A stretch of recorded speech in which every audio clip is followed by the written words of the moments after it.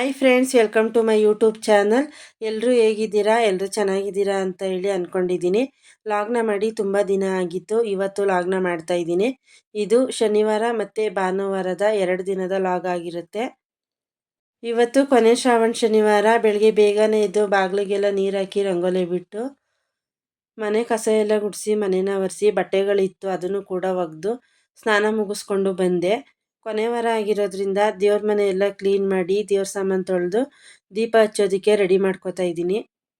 ಇವತ್ತಿನ ತಿಂಡಿಗೆ ಖಾರ ಪೊಂಗಲ್ ಮಾಡೋದಕ್ಕೆ ಅದನ್ನು ಕೂಡ ಒಂದು ಕಡೆ ರೆಡಿ ಮಾಡಿಕೊಂಡು ತಿಂಡಿನ ರೆಡಿ ಮಾಡ್ಕೋತಾ ಇದ್ದೀನಿ. ಹೆಸರುಬೇಳೆ ಮತ್ತು ಅಕ್ಕಿನ ಚೆನ್ನಾಗಿ ತೊಳೆದು ಒಂದು ಕಡೆ ಕೂಗೋದಕ್ಕೆ ಇಡ್ತಾ ಇದ್ದೀನಿ. ಶನಿದೇವ್ರ ದೇವಸ್ಥಾನಕ್ಕೆ ಪೂಜೆನ ಮಾಡಿಸ್ಬೇಕು ಅಂತ ಹೇಳಿ ತುಂಬ ದಿನಗಳ ಹಿಂದೆ ಸಂಕಲ್ಪನ ಮಾಡ್ಕೊಂಡಿದ್ದೆ. ಇವತ್ತು ಶ್ರಾವಣ ಶನಿವಾರ ಆಗಿರೋದ್ರಿಂದ ದಿನ ಕೂಡ ಚೆನ್ನಾಗಿದೆ. ಇವತ್ತೇ ಪೂಜೆ ಮಾಡಿಸೋಣ ಅಂತ ಹೇಳಿ ಪೂಜೆ ಮಾಡಿಸೋದಕ್ಕೆ ಎಲ್ಲ ರೆಡಿ ಮಾಡ್ಕೋತಾ ಇದ್ದೀನಿ.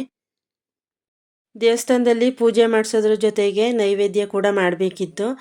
ಶನಿದೇವ್ರಿಗೆ ಎಳ್ಳುಡಿ ಅಂದರೆ ತುಂಬಾ ಇಷ್ಟ. ಹಾಗಾಗಿ ಎಳ್ಳುಡಿ ಮಾಡೋದಕ್ಕೆ ಎಳ್ಳು ಮತ್ತು ಉಂಡೆ ಬೆಲ್ಲನ ರಾತ್ರಿನೇ ತರಿಸಿಟ್ಕೊಂಡಿದ್ದೆ. ಎಳ್ಳಂತೂ ತುಂಬಾ ಚೆನ್ನಾಗಿತ್ತು. ಆದರೂ ಕೂಡ ಒಂದು ಸರಿ ಸೋಸ್ಕೋಬೇಕು. ನಾನು ಕೂಡ ಮರಕ್ಕೆ ಸ್ವಲ್ಪ ಸ್ವಲ್ಪನೇ ಎಳ್ಳನ್ನು ಹಾಕಿ ನೀಟಾಗಿ ಸೋಸ್ಕೊಂಡು ಒಂದು ಪಾತ್ರೆಗೆ ಹಾಕೋತಾ ಇದ್ದೀನಿ.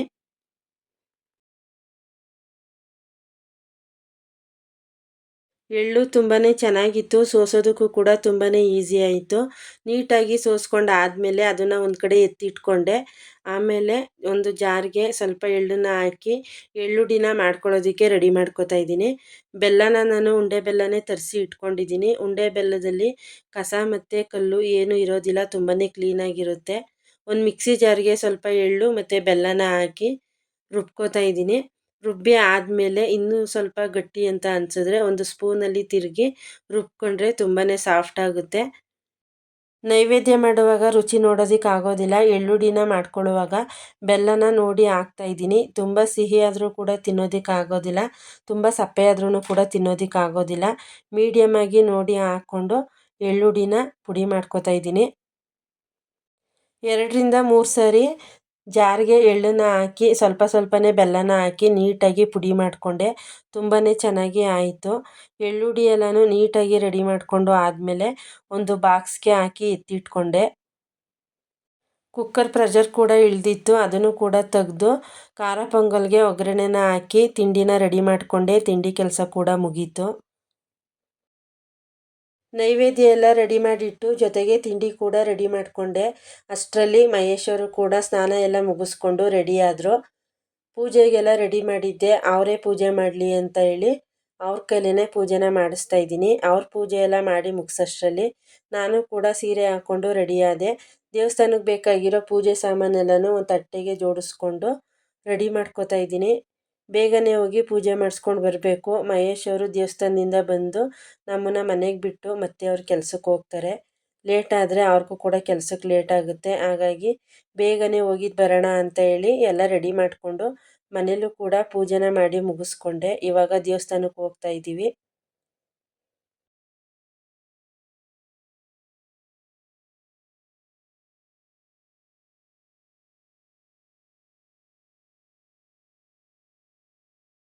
ದೇವಸ್ಥಾನದ ಹತ್ರ ಬಂದ್ವಿ. ತುಂಬಾ ರಶ್ ಇತ್ತು. ಗಾಡಿ ಹಾಕೋದಕ್ಕೂ ಕೂಡ ಜಾಗ ಇರಲಿಲ್ಲ. ಮಹೇಶರು ಕೂಡ ಸೈಡ್ಗೆ ಹೋಗಿ ಗಾಡಿನ ಹಾಕ್ಬಿಟ್ಟು ಬಂದರು. ಮೋಹಿತ್ ಸ್ಕೂಲ್ ಇತ್ತು, ಅವ್ನು ಸ್ಕೂಲ್ಗೆ ಹೋದ. ಕುಶಲ್ಗೆ ಸ್ಕೂಲ್ ರಜಾ ಇತ್ತು, ಅವನ್ನ ಕರ್ಕೊಂಡು ಬಂದೆ. ಇವತ್ತು ಕೊನೆ ಶ್ರಾವಣ ಶನಿವಾರ ಆಗಿರೋದ್ರಿಂದ ಹೋಮನ ಮಾಡಿ ತುಂಬ ಚೆನ್ನಾಗಿ ಪೂಜೆನ ಮಾಡ್ತಾರೆ. ಮಧ್ಯಾಹ್ನಕ್ಕೆ ಅನ್ನ ಸಂತರ್ಪಣೆ ಕಾರ್ಯಕ್ರಮ ಕೂಡ ಇರುತ್ತೆ. ನಾವು ಕೂಡ ದೇವಸ್ಥಾನದೊಳಗಡೆ ಬಂದು ಪೂಜೆ ಸಾಮಾನೆಲ್ಲ ತಗೊಂಡು ಪೂಜೆ ಮಾಡಿಸೋದಕ್ಕೆ ಇವಾಗ ಹೋಗ್ತಾ ಇದ್ದೀವಿ.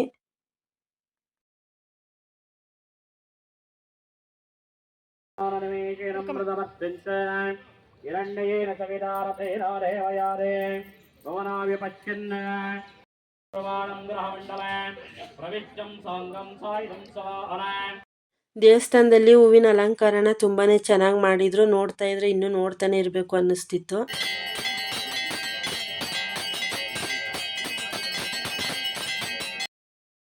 ದೇವಸ್ಥಾನದಲ್ಲಿ ಅರ್ಚನೆ ಎಲ್ಲ ಮಾಡಿಸಿ ಆದಮೇಲೆ ದೇವ್ರ ಪೂಜೆನ ಮಾಡಿಸಿದ್ವಿ.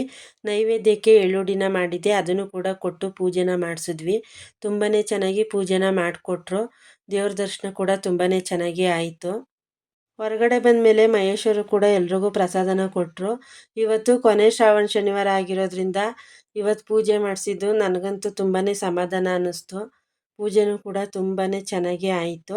ಪ್ರಸಾದ ಎಲ್ಲ ಕೊಟ್ಟು ಆದಮೇಲೆ ಬೇರೆಯವರು ಕೂಡ ಸ್ವೀಟ್ನ ಹಂಚ್ತಾ ಇದ್ರು. ನಾವು ಕೂಡ ಸ್ವೀಟ್ನ ಈಸ್ಕೊಂಡು ದೇವ್ರ ದರ್ಶನ ಎಲ್ಲ ಮುಗಿಸ್ಕೊಂಡು ಹೊರಗಡೆ ಬಂದ್ವಿ. ಇವತ್ತು ಕೊನೆ ಶ್ರಾವಣ ಶನಿವಾರ ಆಗಿರೋದ್ರಿಂದ ದೇವಸ್ಥಾನದಲ್ಲಿ ತುಂಬಾ ಜನ ಸೇರಿದ್ರು. ಈ ಶನೇಶ್ವರ ಸ್ವಾಮಿಯ ಸಮಸ್ತ ಭಕ್ತಾದಿಗಳೆಲ್ಲರಿಗೂ ಕೂಡ ಯಾವುದೇ ನವಗ್ರಹ ದೋಷಗಳಿದ್ದು ಅವೆಲ್ಲವೂ ಕೂಡ ಶ್ರೀ ಲಕ್ಷ್ಮೀ ನಾರಾಯಣ ಗೋವಿಂದ. ಮಧ್ಯಾಹ್ನ ಅನ್ನ ಸಂತರ್ಪಣಾ ಕಾರ್ಯಕ್ರಮ ಕೂಡ ಇದೆ. ಅದಕ್ಕೂ ಕೂಡ ಟೇಬಲ್ನ ಹಾಕ್ಸಿ ಎಲ್ಲ ರೆಡಿ ಮಾಡಿದ್ರು. ನಾವು ಕೂಡ ಇವಾಗ ಮನೆಗೆ ಬಂದ್ವಿ. ತರ್ತೀನಿ ನೀವು ಪ್ರಸಾದನ.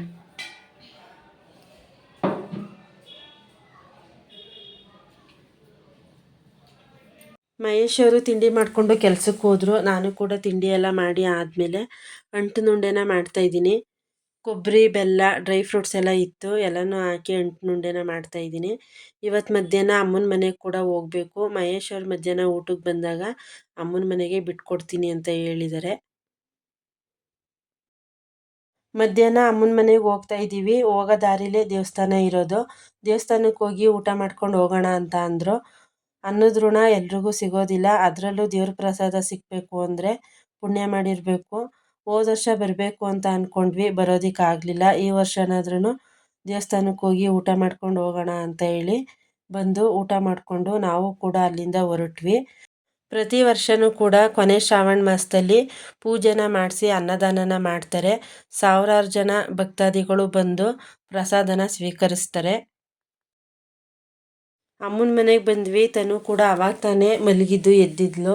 ಮೋಹಿತ್ ಕುಶಲ ನೋಡಿದ ತಕ್ಷಣವೇ ಅಣ್ಣ ಅಂತ ಹೇಳಿ ಅವರಿಂದನೇ ಸುತ್ತುತ್ತಾ ಇದ್ಲು. 3 ಜನನೂ ಜೊತೆ ಇದ್ದರೆ ಡ್ಯಾನ್ಸ್ ಮಾಡಿಕೊಂಡು ಆಟ ಆಡಿಕೊಂಡು ತುಂಬಾ ಗಲಾಟೆ ಮಾಡ್ತಾರೆ. ಮಹೇಶ್ ಅವರು ಕೂಡ ಕಾಫಿ ಕುಡ್ಕೊಂಡು ಕೆಲಸಕ್ಕೆ ಹೋದರು. ಸಂಜೆ ಆದಮೇಲೆ ಮಕ್ಕಳು ಕೂಡ ಹೊರಗಡೆ ಆಟ ಆಡ್ತಾಯಿದ್ರು. ಅಮ್ಮನ ಮನೆ ಹತ್ರ ಅಂತೂ ಸಂಜೆ ಹೊತ್ತು ಹಸುಗಳೆಲ್ಲ ಬರ್ತಿರ್ತವೆ. ಅವನ್ನ ನೋಡಿಕೊಂಡು ಮಕ್ಕಳು ಕೂಡ ಆಟ ಆಡ್ತಾಯಿದ್ರು. ಸಂಜೆ ಸ್ನ್ಯಾಕ್ಸ್ಗೆ ಮಕ್ಕಳಿಗೆ ಪಿಜ್ಜಾ ಮಾಡೋಣ ಅಂತೇಳಿ ಮನೇಲೇ ಮಾಡೋದಕ್ಕೆ ಟ್ರೈ ಮಾಡ್ತಾಯಿದ್ದೀನಿ. ರೆಸಿಪಿಯನ್ನು ನಾನು ಶೇರ್ ಮಾಡ್ತಿಲ್ಲ. ಫಸ್ಟ್ ಟೈಮ್ ನಾನು ಮನೇಲಿ ಟ್ರೈ ಮಾಡ್ತಿರೋದು. ಚೆನ್ನಾಗಿ ಬಂದರೆ ರೆಸಿಪಿನ ಶೇರ್ ಮಾಡೋಣ ಅಂತ ಹೇಳಿ ಜಸ್ಟ್ ಟ್ರೈ ಮಾಡ್ತಾಯಿದ್ದೀನಿ. ನೋಡೋಣ ಯಾವ ರೀತಿ ಬರುತ್ತೆ ಅಂತ ಹೇಳಿ. ನಾವೇನು ಮಾಡ್ತಿದ್ದೀವಿ? ಪಿಜ್ಜಾ. ಜಾಣೆ. ಪಿಜ್ಜಾ.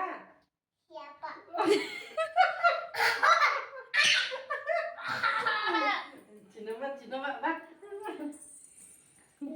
ಪಿಜ್ಜಾ. ಇಲ್ಲಿ ಮಮ್ಮಿ ನೋಡಲಿ, ಮಮ್ಮಿ ನೋಡಲಿ, ಮಮ್ಮಿ ಪಿಜ್ಜಾ. ಪಿಯಾ. ತನು ಪುಟ್ಟಿಗೆ ಇನ್ನೂ ಸರಿಯಾಗಿ ಮಾತಾಡೋದಕ್ಕೆ ಬರೋದಿಲ್ಲ. ನಾವೊಂದು ಹೇಳ್ಕೊಟ್ರೆ ಅವಳೊಂದು ಹೇಳ್ತಾಳೆ. ಹೇಳ್ಬಿಟ್ಟು ಮತ್ತೆ ಅವಳೇ ಜೋರಾಗಿ ನಗ್ತಿರ್ತಾಳೆ. ಅವಳು ಮಾತಾಡೋದನ್ನು ಕೇಳೋದಕ್ಕೆ ಒಂಥರ ತುಂಬಾ ಖುಷಿ. ಮನೇಲಿ ಪುಟ್ಟ ಮಕ್ಕಳು ಮನೆ ತುಂಬ ಓಡಾಡಿಕೊಂಡು ತೊದಲು ಮಾತಾಡ್ತಾಯಿದ್ರೆ ಕೇಳೋದಕ್ಕೂ ಕೂಡ ತುಂಬಾ ಖುಷಿಯಾಗುತ್ತೆ. ಪಿಜ್ಜಾ ಮಾಡೋದಕ್ಕೆ ಬೇಕಾಗಿರೋ ಇಂಗ್ರೀಡಿಯೆಂಟ್ಸ್ ಎಲ್ಲನೂ ಒಂದು ಕಡೆ ರೆಡಿ ಮಾಡಿಕೊಂಡು ಇವಾಗ ಬೇಸ್ನ ರೆಡಿ ಮಾಡ್ತಾಯಿದ್ದೀನಿ. ಬೇಸ್ನ ರೆಡಿ ಮಾಡೋದಕ್ಕೆ ಮೈದಾ ಹಿಟ್ಟನ್ನ ಕಲಸಿ ಇವಾಗ ಇಡ್ತಾಯಿದ್ದೀನಿ. ಎಲ್ಲನೂ ನೀಟಾಗಿ ಕಲಸಿ ಒಂದು ಅರ್ಧ ಗಂಟೆ ಬಿಟ್ಟು ಇವಾಗ ನೀಟಾಗಿ ಲಟ್ಟಿಸ್ತಾ ಇದ್ದೀನಿ. ತುಂಬಾ ಸಾಫ್ಟಾಗಿ ಚೆನ್ನಾಗಿ ಬರ್ತಾಯಿದೆ. ನನಗೆ ಯಾವ ಸೈಜಿಗೆ ಬೇಕು ಅಂತೇಳಿ ನೋಡಿಕೊಂಡು ನೀಟಾಗಿ ಮೀಡಿಯಮಾಗಿ ಲಟ್ಟಿಸ್ಕೊತಾ ಇದ್ದೀನಿ. ಮೀಡಿಯಮ್ ಸೈಜ್ಗೆ ಬೇಸ್ನ ರೆಡಿ ಮಾಡಿ ಇವಾಗ ಸಾಸನ್ನ ಹಾಕಿ ಪಿಜ್ಜಾನ ಮಾಡೋದಕ್ಕೆ ರೆಡಿ ಮಾಡ್ಕೊತಾ ಇದ್ದೀನಿ. ಸ್ವೀಟ್ ಕಾರ್ನ್ ಪಿಜ್ಜಾ ಮಾಡೋಣ ಅಂತೇಳಿ ಸ್ವೀಟ್ ಕಾರ್ನ ತರಿಸಿದ್ದೆ.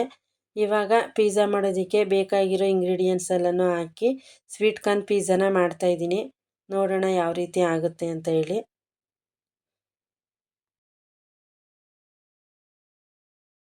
ಪಿಜ್ಜಾ ಮಾಡೋದಕ್ಕೆ ಎಲ್ಲ ರೆಡಿ ಮಾಡಿಕೊಂಡು ಆಯಿತು. ಇವಾಗ ಇದನ್ನು ಬಿಸಿ ಮಾಡ್ಕೊಳ್ಳೋದಕ್ಕೆ ಇಡ್ಲಿ ಪಾತ್ರೆನ ಇಟ್ಟು ಅದರೊಳಗಡೆ ಪಿಜ್ಜಾನ ಇಟ್ಟು ಲೋ ಫ್ಲೇಮಲ್ಲಿ ಸ್ಟೀಮಲ್ಲಿ ಬಿಸಿ ಮಾಡ್ತಾಯಿದ್ದೀನಿ. ನೋಡೋಣ ಯಾವ ರೀತಿ ಬರುತ್ತೆ ಅಂತ. ಪೀಝಾನ ಇಡ್ಲಿ ಪಾತ್ರೆಯಲ್ಲಿ ಸ್ಟೀಮಲ್ಲಿ ಇಟ್ಟು ಬೇಯಿಸ್ಕೊಂಡ್ವಿ. ತುಂಬಾ ಚೆನ್ನಾಗಿ ಆಗಿತ್ತು. ಟೇಸ್ಟು ಕೂಡ ತುಂಬಾ ಚೆನ್ನಾಗಿತ್ತು. ಮಕ್ಕಳು ಕೂಡ ತುಂಬಾ ಇಷ್ಟಪಟ್ಟು ತಿಂದರು. ಫಸ್ಟ್ ಟೈಮ್ ನಾವೇನೇ ಮಾಡಿದಾಗ ಅದ್ರ ಟೇಸ್ಟ್ ತುಂಬಾ ಚೆನ್ನಾಗಿ ಬಂದರೆ ನಮಗೂ ಕೂಡ ತುಂಬಾ ಖುಷಿಯಾಗುತ್ತೆ. ಎಲ್ಲರೂ ಪೀಝಾ ಮಾಡಿಕೊಂಡು ತಿಂದ್ವಿ. ಟೇಸ್ಟು ಕೂಡ ತುಂಬಾ ಚೆನ್ನಾಗಿತ್ತು. ಇದು ಭಾನುವಾರದ ಲಾಗು ಹಾಗೆ ಕಂಟಿನ್ಯೂ ಮಾಡ್ತಾಯಿದ್ದೀನಿ. ಬೆಳಗ್ಗೆ ಎದ್ದಾಗ ಟೈಮ್ ಬಂದು 7:30 ಆಗಿತ್ತು. ಇವತ್ತು ಭಾನುವಾರ ಇರೋದ್ರಿಂದ ಎಲ್ಲರೂ ಲೇಟಾಗಿಯೇ ಎದ್ವಿ. ರತ್ನ ಕೂಡ ಬಾಗಿಲಿಗೆ ನೀರು ಹಾಕಿ ರಂಗೋಲಿ ಬಿಟ್ಬಿಟ್ಟು ಬಂದು ಕಾಫಿ ಮಾಡೋದಕ್ಕೆ ಅಂತ ಹೇಳಿ ಹಾಲನ್ನ ಕಾಯೋದಕ್ಕೆ ಬಿಡ್ತಾ ಇದ್ದಾಳೆ. ಹಾಲೆಲ್ಲ ಕಾದ್ಮೇಲೆ ನಾನು ಕೂಡ ಕಾಫಿನ ಮಾಡ್ತಾಯಿದ್ದೀನಿ. ಮಕ್ಕಳು ಕೂಡ ಎದ್ದು ಆಟ ಆಡ್ತಾಯಿದ್ರು. ಇವತ್ತು ಸಿಟಿಗೆ ಹೋಗ್ತಾ ಇದ್ದೀವಿ ಗೌರಿ ಹಬ್ಬಕ್ಕೆ ಸೀರೆನ ತಗೊಳ್ಳೋದಕ್ಕೆ. ಇವತ್ತು ಭಾನುವಾರ ಅಂಗಡೀಲಿ ಎಷ್ಟು ರಶ್ ಇರುತ್ತೋ ಬೇಗನೆ ಕೆಲಸ ಎಲ್ಲ ಮುಗಿಸ್ಕೊಂಡು ನಾವು ಕೂಡ ರೆಡಿಯಾಗಿ ಹೋಗೋಣ ಅಂತ ಹೇಳಿ ಅಂದ್ಕೊಂಡಿದ್ದೀವಿ. ತನ್ವಿ ಪುಟ್ಟಿನೂ ಕೂಡ ಎದ್ದು ಕೂತಿದ್ಲು. ಅವಳಂತೂ ಒಂದು ಕಡೆ ಇರೋದೇ ಇಲ್ಲ. ತುಂಬಾ ಆಟ ಕಲ್ತ್ಬಿಟ್ಟಿದ್ದಾಳೆ. ಆ ಕಡೆಯಿಂದ ಈ ಕಡೆ ಓಡಾಡ್ತಾನೆ ಇರ್ತಾಳೆ ಮನೆ ತುಂಬ. ಒಂದು ಕಡೆ ಕುತ್ಕೊಂಡು ಆಡೋದೇ ಇಲ್ಲ ಅವಳು. ಮೋಹಿತು ತನ್ವಿನ ಎತ್ಕೊಂಡು ಮಾತಾಡಿಸ್ಕೊಂಡು ಆಟ ಆಡಿಸ್ತಾ ಇದ್ದಾನೆ. ಇವತ್ತು ಭಾನುವಾರ ಆಗಿರೋದ್ರಿಂದ ಬೆಳಗ್ಗೆನೇ ಅಪ್ಪ ಚಿಕನ್ ಮತ್ತು ಮಟನ್ನ ತಂದಿದ್ರು ಅಡುಗೆ ಮಾಡ್ಕೊಳ್ಳಿ ಅಂತ. ಇವತ್ತಿನ ತಿಂಡಿಗೆ ದೋಸೆ ಜೊತೆಗೆ ಚಿಕನ್ ಚಾಪೀಸ್ನ ಮಾಡ್ತಾಯಿದ್ದೀವಿ. ಎಲ್ಲರೂ ಸಿಟಿಗೆ ಹೋಗ್ತಿರೋದ್ರಿಂದ ಅಡುಗೆ ಕೆಲಸನೂ ಎಲ್ಲ ಮಾಡಿ ಮುಗಿಸೋಣ ಅಂತ ಅಡುಗೆನೂ ಕೂಡ ಒಟ್ಟಿಗೆ ಮಾಡಿ ಮುಗಿಸಿದ್ವಿ. ಎಲ್ಲ ಮಾಡಿ ಮುಗಿಸಿದ್ಮೇಲೆ ನಾವು ಕೂಡ ಫ್ರೆಶ್ ಅಪ್ ಆಗಿ ತಿಂಡಿನ ಮಾಡಿಕೊಂಡು ಸಿಟಿಗೆ ಹೋಗೋದಕ್ಕೆ ರೆಡಿ ಆಗ್ತಾಯಿದ್ದೀವಿ. ಇವತ್ತು ಭಾನುವಾರ ತುಂಬಾ ರಶ್ ಇರ್ತಾರೆ. ನನ್ನ ತಮ್ಮ ಮನೇಲೇ ಇರ್ತಾನೆ. ಹಾಗಾಗಿ ಮೋಹಿತು ಮತ್ತು ಕುಶಲ್ ಇಬ್ಬರೂ ಮನೇಲೇ ಇರಿಸ್ಬಿಟ್ಟು ಹೋಗ್ತಾ ಇದ್ದೀವಿ. ಅವ್ರನ್ನ ಕರ್ಕೊಂಡು ಹೋದರೆ ಬಟ್ಟೆ ಎಲ್ಲ ನೋಡೋದಕ್ಕೆ ಬಿಡೋದೇ ಇಲ್ಲ. ಲೇಟಾಗಿ ಹೋದರೆ ತುಂಬಾ ಗಲಾಟೆ ಮಾಡ್ತಾರೆ. ಮನೆಗೆ ಹೋಗೋಣ ನಡೀರಿ ಅಂತ ಹೇಳಿ ಅಳೋದಕ್ಕೆ ಶುರು ಮಾಡ್ತಾರೆ. ಹಾಗಾಗಿ ಅವ್ರನ್ನ ಮನೇಲೇ ಇರಿಸ್ಬಿಟ್ಟು ಹೋಗ್ತಾ ಇದ್ದೀವಿ. ನಾವೆಲ್ಲ ರೆಡಿಯಾಗಿ ಹೋಗೋಷ್ಟರಲ್ಲಿ ಟೈಮ್ ಬಂದು 11 ಗಂಟೆ ಆಯಿತು. ಯಾವ ಥರ ಸೀರೆ ತೊಗೋಬೇಕು ಅಂತ ಹೇಳಿ ಯಾವುದೇ ಐಡಿಯಾ ಇಲ್ಲ. ಯಾವ್ದು ಚೆನ್ನಾಗಿರೋದು ಸಿಗುತ್ತೋ ಅದನ್ನು ನೋಡಿ ತಗೊಳ್ಳೋಣ ಅಂತೇಳಿ ಅಂದ್ಕೊಂಡಿದ್ದೀವಿ. ತನು ಪುಟ್ಟಿ ಮುಂದೆ ಹೋಗಿ ನಿಂತ್ಕೋಬೇಕು ಅಂತ ಹೇಳಿ ಅಳ್ತಾ ಇದ್ಲು. ಕುತ್ಕೋ ಅಂದರೆ ಕುತ್ಕೋತಾನೆ ಇರಲಿಲ್ಲ. ಗಾಡಿ ಓಡಿಸೋದು ನೋಡೋದಕ್ಕೆ ಅವಳಿಗೆ ತುಂಬಾ ಇಷ್ಟ. ನಾವು ಕೂಡ ಬಟ್ಟೆ ಅಂಗಡಿಗೆ ಬಂದ್ವಿ. ಅಮ್ಮ ಮೈಸೂರು ಸಿಲ್ಕ್ ಸೀರೆ ತೊಗೋತೀನಿ ಅಂತ ಹೇಳಿ ಸೀರೆನ ತೊಗೊಂಡ್ರು. ನಾನು ರತ್ನ ಸುಮಾರು ಸೀರೆನ ನೋಡಿದ್ವಿ. ಯಾವುದೂ ಅಷ್ಟು ಇಷ್ಟ ಆಗಲಿಲ್ಲ. ನಾನು ಮತ್ತು ಅವಳು ನಾಳೆ ಬಂದು ತೊಗೊಂಡ್ರಾಯ್ತು ಅಂತ ಹೇಳಿ ಅಮ್ಮನಿಗೆ ಸೀರೆನ ತೊಗೊಂಡು ಅಲ್ಲಿಂದ ಮನೆಗೆ ಹೊರಟ್ವಿ. ನಾವು ಸಿಟಿಯಿಂದ ಬರೋಷ್ಟರಲ್ಲಿ ಮಹೇಶ್ ಅವರು ಕೂಡ ಮನೆಗೆ ಬಂದಿದ್ದರು. ಮಧ್ಯಾಹ್ನ ಊಟ ಎಲ್ಲ ಆದಮೇಲೆ ಮಹೇಶ್ ಅವ್ರಿಗೆ ಅಮ್ಮ ತೊಗೊಂಡಿರೋ ಸೀರೆನ ತೋರಿಸ್ತಾ ಇದ್ದೆ. ಅವರು ಕೂಡ ಸೀರೆನ ನೋಡಿದ್ರು. ಕಲರ್ ಕಾಂಬಿನೇಷನ್ ಚೆನ್ನಾಗಿದೆ ಅಂತ ಹೇಳಿದ್ರು. ಬೆಳಿಗ್ಗೆ ಸಿಟಿಗೆ ಹೋದಾಗ ಸೀರೆ ತೊಗೊಳೋದಕ್ಕೆ ನನಗೆ ಯಾವುದೂ ಇಷ್ಟ ಆಗಲಿಲ್ಲ. ಮನೆಗೆ ಬಂದಮೇಲೆ ಅಪ್ಪ ನಿನಗೆ ಯಾವ್ದು ಇಷ್ಟ ಆಗುತ್ತೋ ಅದನ್ನು ತಗೋ ಅಂತ ಹೇಳಿ ಹಬ್ಬಕ್ಕೆ ಸೀರೆ ತೊಗೊಳೋದಕ್ಕೆ ದುಡ್ಡನ್ನ ಕೊಟ್ಟರು. ನಾವು ಕೂಡ ಸಂಜೆ ಕಾಫಿನ ಕುಡ್ಕೊಂಡು ಅಮ್ಮನ ಮನೆಯಿಂದ ನಮ್ಮ ಮನೆಗೆ ಹೊರಟ್ವಿ.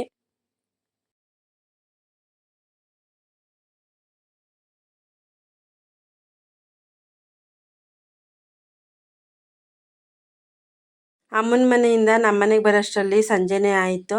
ಮಕ್ಕಳು ಕೂಡ ಹೊರಗಡೆ ಆಟ ಆಡ್ತಾಯಿದ್ರು. ಫ್ರೆಂಡ್ಸ್, ಇದಾಗಿತ್ತು ನನ್ನ ಇವತ್ತಿನ ಲಾಗ್. ಯಾರು ನನ್ನ ಚಾನಲ್ನ ಸಬ್ಸ್ಕ್ರೈಬ್ ಮಾಡ್ಕೊಳ್ಳದೆ ವೀಡಿಯೋಗಳನ್ನ ಹಾಗೆ ನೋಡ್ತಿರ್ತೀರ, ಸೈಡಲ್ಲಿ ಬರೋ ಬೆಲ್ ಬಟನ್ನ ಪ್ರೆಸ್ ಮಾಡಿ ಚಾನಲ್ನ ಸಬ್ಸ್ಕ್ರೈಬ್ ಮಾಡ್ಕೊಳ್ಳಿ. ವಿಡಿಯೋ ಇಷ್ಟ ಆದರೆ ಲೈಕ್ ಮಾಡಿ, ಕಾಮೆಂಟ್ ಮಾಡಿ, ನಿಮ್ಮ ಫ್ರೆಂಡ್ಸ್ ಎಲ್ರಿಗೂ ಶೇರ್ ಮಾಡಿ.